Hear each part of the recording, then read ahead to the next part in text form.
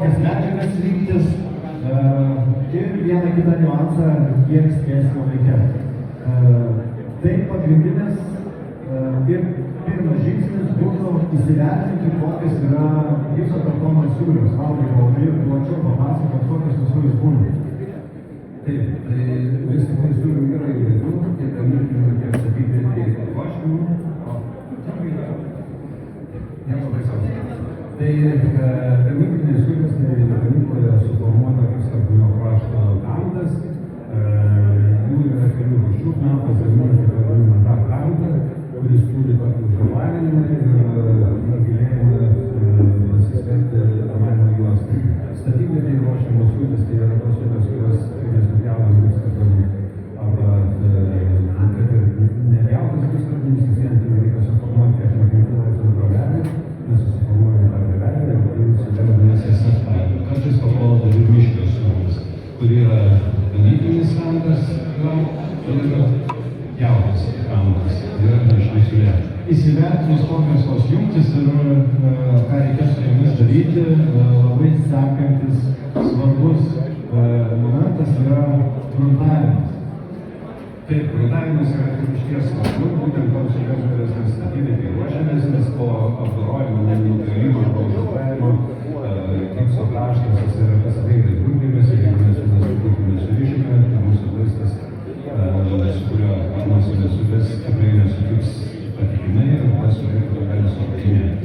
Kur tik tai matom atvirą gipsą, tai reikia gruntuoti prieš veisimo darbus. Taip pat reikėtų pasižiūrėti ir su savisregistros darbus. Jo, kadangi vis tik tai laistytojas paskutinis iššovė tą išeina ir jeigu, sakykime, tam tipo darbus savo sūrį sutrupinėja, bus pirmai reikia pretenzijos laistytojui. Todėl prieš pradedant darbus gipskartonio, kiek įmanoma, jeigu galima, kiek išeina patikrinti, ar tikrai viskas gerai su gipskartonio konstrukcija. Ką galima pažiūrėti? Galima pažiūrėti, ar savisreigiai susukti tinkamą atstumu ir ar jie susukti tikrai tinkamai. Kaip tą galima pažiūrėti? Visų pirma, nepalikti nedasuktų savisreigių patraukos, nes tiesiog ieškom kokių kliūnų. Jeigu dirbame su specialiais įrankiais, tada nereikia suktuko, yra ant laistyklės prisukimui tinkantis kryžiukas, mes tiesiog dasukam, patikrinam, viskas tvarkoja. Jeigu yra savisreigiai persukti, nieko mes jau kitko padaryti nebegalim, tarkim, jeigu šitas būtų persuktas, aš turėčiau šalimais pasėlės įsukti kitą. Nes persuktas, kur praplyšęs kartonas, jis nebefunkcionuoja, nelaiko dailėti gipskartonį. Teisybės dėlei dabar turbūt reikėtų Valdai paminėti, kad čia konstrukcijai mes rodome kaip vienosluoksnė konstrukcija ir varžtai yra susukti, sakykime, su papildomu skersiniu profiliu. Šiaip jeigu disluoksnė sistema, tai tų varžtų čia neturėtų būti. Sukti nebūtina, taip nereikia. Tai va, sekantis svarbus aspektas ir detalė gipso kartono konstrukcijoje bendroje užtikrinti jos stabilumą yra armavimo juostas. Tų armavimo juostų mes turim rinkoje keletą, vienas populiaresnis, kitas mažiau populiarius, vienas tampa populiaresnis, kitas išeina iš naujo, galime taip pavadinti. Taip pat Valdai, kokią tu čia turi armavimo priemonę?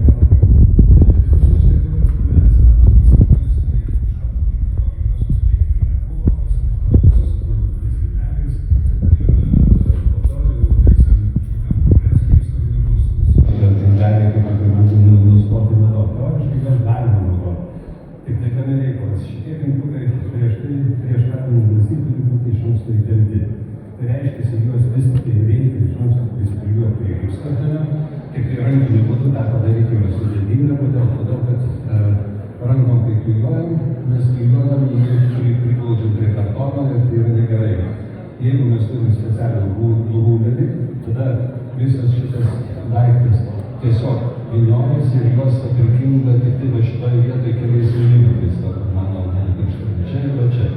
Ir čia tinkliukas gaunasi pakibęs. Tada reikės atsargiai pragrūsti laistą per jį, neatsiklijuojant, tada jisai veiks. O tai yra, žmonės apie tą padaro, bet iš tikrųjų problematiškai, įsivaizduokit, pradėjau daryti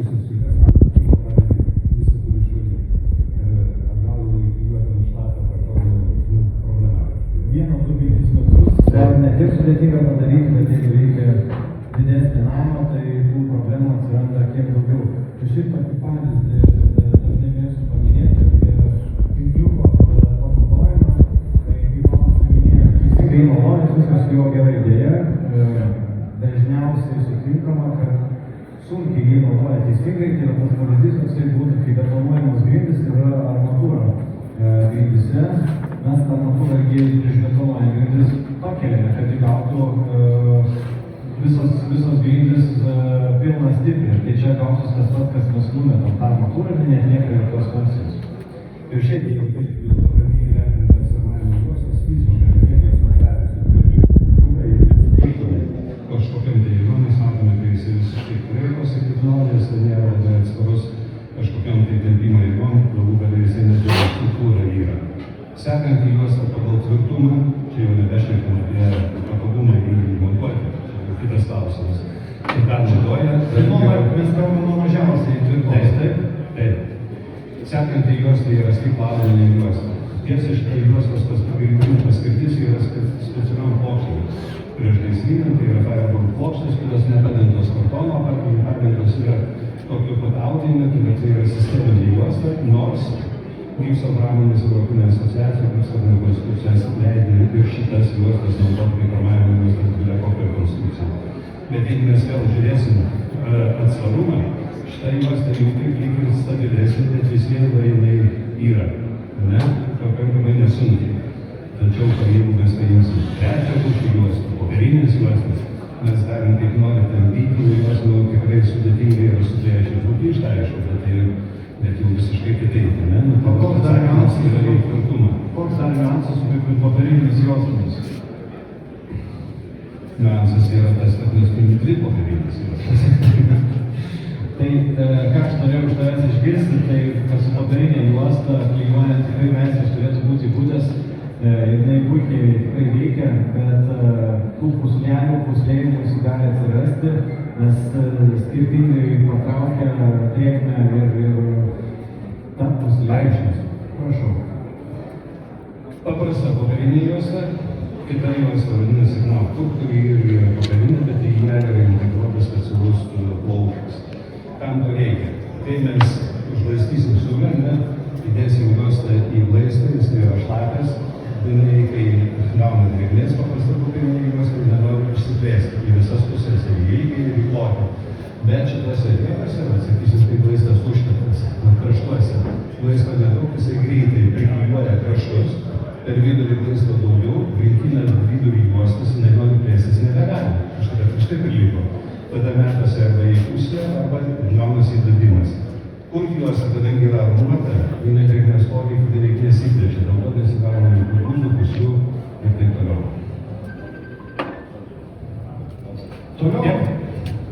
Toliau. Norėjau paklausti, kokius žinot, kur juosta, užrašas, kaip reikėtų dėti juostą. Taip? Ar šitą? O kodėl? Tai gražiau? Ne, iš tikrųjų patogiau, nenorėčiau ginčytis, bet yra paprastai įsivaizduokit juostas, jeigu mes daug kvadratų darom, ne, yra paprastas daiktas, kuris kabinamas toksai kablys. Aš juostą pasiėmiau, jeigu man reikėtų dar atversti, tai būtų nepatogu dirbti. Ir ne šitaip įsivinioja, kaip ir klijuojama.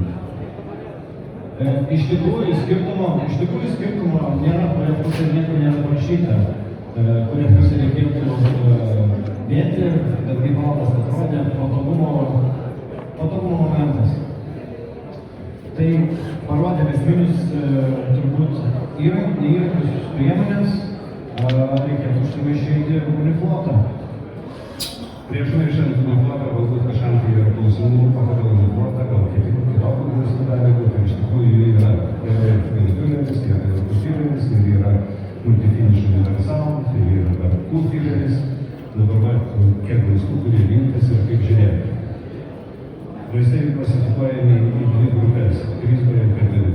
Vaistai jau randama ant viršelio, tai reiškia nesavo naudos neknavo, čia yra Europos norma. Vadinasi, tas vaistas su to vaistų galima būtų ir be armavimo juostos dirbti. Tai yra uniflotas tarp mūsų medžiagų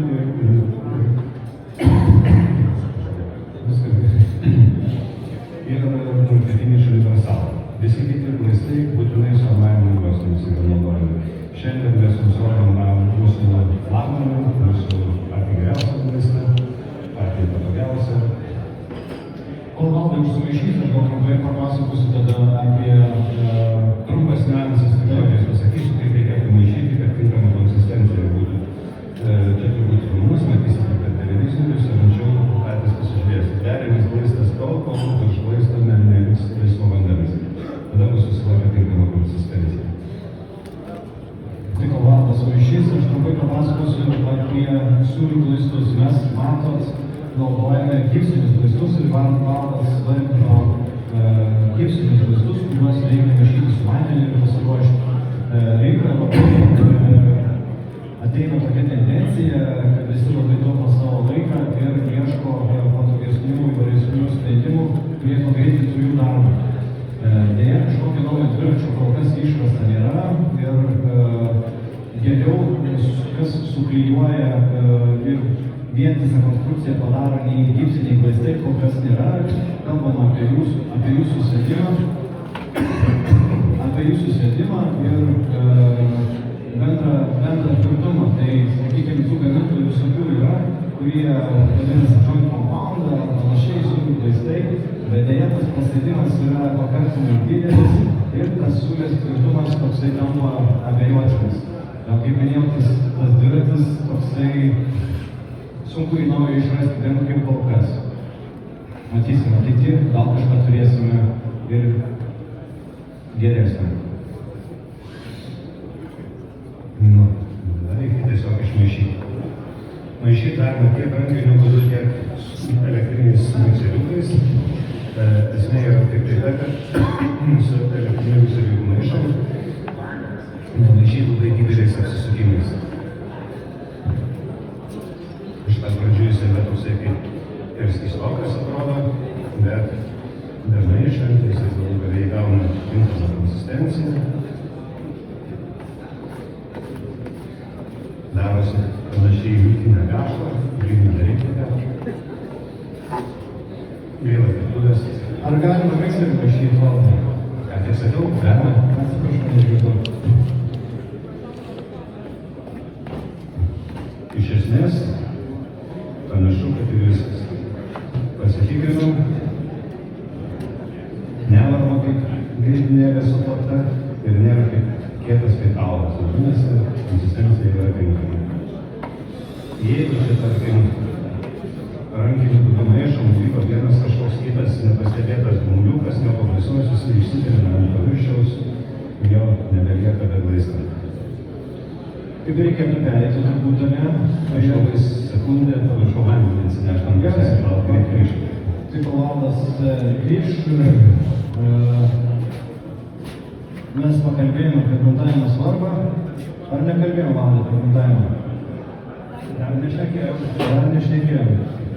Tai va, aš pagruntuosiu, Valdai, kol tu ateisi, o tu jau čia. Taip pat kalbėkime apie gruntavimo svarbą dar plačiau, arba kiek to reikia. Galima reikia, jau ir šnekėjom, tik tai nešnekėjom kokį gruntą gruntuoti. Tai vat kol mano kolega gruntuoja, šitam dalykui yra naudojamas mūsų giluminis gruntas Nautica grunt. Turime ir kitokių gruntų, yra T-grunt, jis yra šiek tiek silpnesnės ryžtamosios savybės, tad dėl su vien nereikėtų naudoti. Jeigu kyla klausimai, o kam jis reikalingas T-grunt, tai čia yra kitiem darbams, pavyzdžiui, vaistimo darbai vyksta ir mes toliau norim kažką daryti. Parapdėlio daryti, ten šveitį, vargonį dulkę surišti, tai va tai grunt tiem darbams yra tinkamas. Tai va. Ačiū giliau. Reikėtų palaukti, kol išdžius, laiko neturim. Pradėsim turbūt laistyti. Apie įrankius savo gal kažką. Šitą įrankį jau pristačiau, jisai irgi yra pritaikytas pirminiam tam sūrių laistymui, nes jo plotis yra šiek tiek platesnis negu šiame, patogu ir su juo laistyti. Man patogiau laistyti su tokiom atmentelėm. Šitas įrankis daugiau man patogus į kampus ir taip toliau. Iš tikrųjų, čia yra knopiniai įrankiai, jie išdirbti jau per ten metų. Ir šitos mentelės man tokios forma yra specialiai gipsininko, tikrai yra patogi. Valdai, aš nenubraišiau gamyklinės siūlės, kaip reikia daryti su gamyklinės siūlės. Tai su gamyklinėm siūlėm yra labai paprastai. Į jas mes irgi turėsim armuoti. Dabar situacija yra tokia, kad norint tinkamai išarmuoti, gamyklinė siūlė patogiau yra armuoti per 2 kartus. Mes iš pat pradžių glaistą įtepam į siūlę.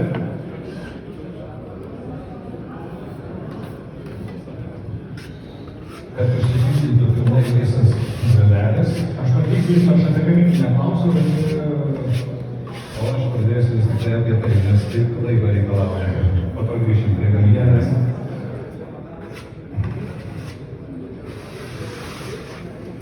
Reikėtų lukterti apie 30-40 minučių, kol glaistas pradės ryštis, pasidarys kietas, nes tol, kol jisai yra skystas, jis dar įsisukinėja į gipso šernį, jis atsidarė atsirasti vadinį ir taip toliau. Tai yra vis tik tai palaukti sutartinių, tai yra papildomos sluoksnį ir dėti atramų juostą.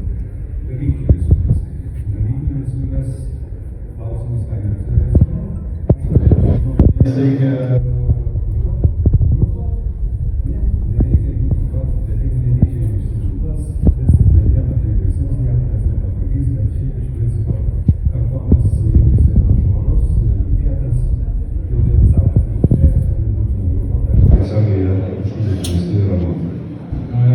reikia būti tikram, kad šios siūlės yra švarios. Tai jeigu yra švarios, montuoti nebūtina.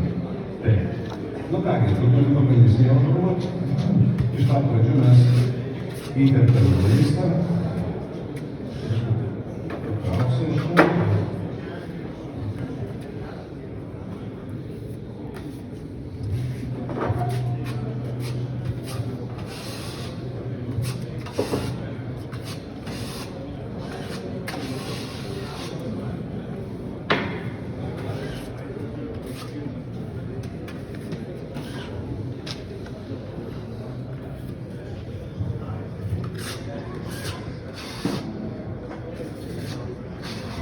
Koks darbo laikas Valdai yra su Neblogai. Jeigu teisingai užsimaišym, galima datempti iki kokių 40-45 minučių. Dažniausiai būna apie pusvalandį. Teisingai užsimaišym tai yra kad nesulaukia dar visi gipsiniai glaistai, jokių manipulių įvyko. Prieš tai buvom užmaišę, neišlavinę, gal maišą, iš karto automatiškai sutrumpės kitos dozės perdirbimo laikas.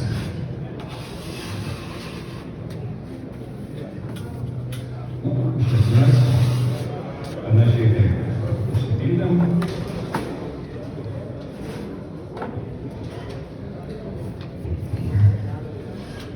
čia dabar. Ir tiesiog įdedam.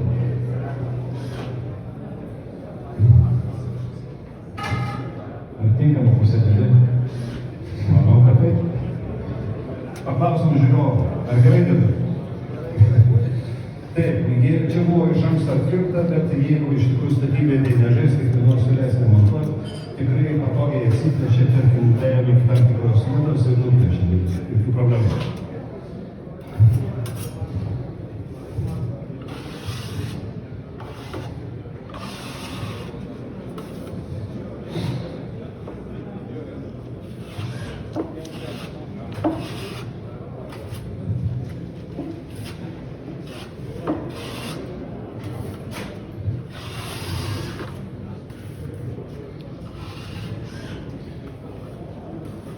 Šiaip ir viskas su armavimu gamyklinės siūlės.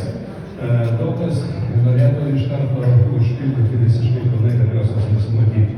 Tai nėra taisyklė, bet mes rekomenduojame vis tik tai iš karto nedaryti. Geriau tą kitą dieną vis tik užžengti juostą. Kodėl? Reikia, kai mes suprantam mechanizmą, kaip glaistas susikliuoja su juosta, bet mes turime juostą, ne? Jinai turi struktūrą, turi porą kažkokių tai. Mes kalbėjom prieš kokios medžiagos ir kaip kempinė, juos įkurtinėja į save dar šlapią glaistą. Jeigu iš viršaus uždėjom šlapią medžiagą, vadinasi mes iš viršaus uždarėm juostą esančias poras. Tai kaip sausa kempinė geriau traukia, šlapia visą laiką prasčiau traukia vandenį, ne? Tai šitoje vietoje nereikia pabudyti, juos taip kaip reiktų pažiūrėti pavyzdį. Ar pjautinė siūlė ramonė? Taip, pjautinės visos siūlės irgi armuojamas, matosi, palaukiam jau gretelės formuojasi, ne? Vis dar nesitikė, bet nebelauksim. Reikėtų palaukti, kai galo bus atitėt vaistas. Dabar reikia padengti šiek tiek laisto, turi po juostą būti visą laiką mažiausiai milimetras laisto.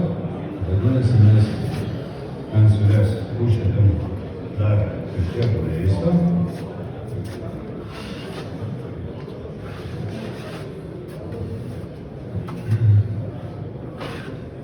Lazdytė labai vengia to siūlės išstorinimo, ką galėtų man pakomentuoti.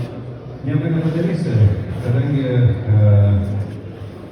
armavimas yra būtinas, o kad susiklijuotų tinkamai, vis tik tai reikia, kad tas milimetras laisto išliktų ir tada tas būdamas toks, koks jis yra. Ir jeigu mes norėsim nuglaistyti taip, kad ant paviršiaus nesimatytų jokių būzų ir šešėlių, tada turėsim mąstyti storasluoksnių būdu ir dengiant visą paviršiaus apie milimetrą viso sluoksnio ir pagalvoti visas šitas vietas. Tai yra Q4. Dabar ką toliau daryti? Kaip neištrėkšti to laisto? Rekomenduoju naudoti išlenktas lenteles, jos yra išlenktos, specialiai šitą briauną yra specialiai išlenkta, labai nedaug, bet ir tas padeda neištrėkšti laisto iš po juostos. Išlyginam ir viskas. Galima išlyginti ir su tokia lentelė. Tiesiog reikėtų ne per vidurį spausti, o truputį strižai, iš karto per vieną kraštą, o po per kitą kraštą. Tokiu principu. Dabar per laiko stokos šitos siūlės mes jau neberodysim pilnai, bet čia principas yra paprastas. Irgi tas pats, mes iš pat pradžių turim išpildyti laistu siūlę.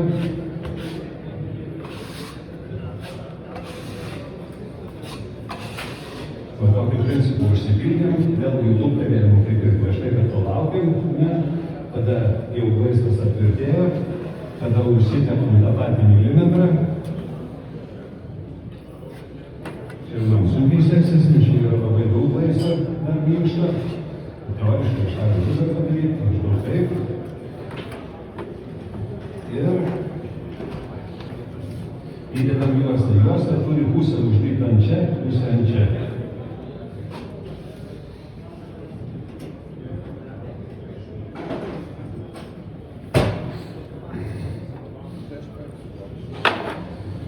Irgi mes truputį švelniai padidinam. Iš principo tai ir viskas. Nupešim stipruolius. Ir maždaug po tokiu principu ir mišriu su viskas būdais namus. Tai su siūlių armavimu ir laistymu tiek. Dabar kalbėsim apie gipso kartono konstrukcijų jungtis su skirtingomis konstrukcijomis. Tai skirtingos konstrukcijos gali būti medinės, nežinau, kažkoks baigis, kolona medinė ar betoninė kolona, kadangi jos yra skirtingos medžiagos.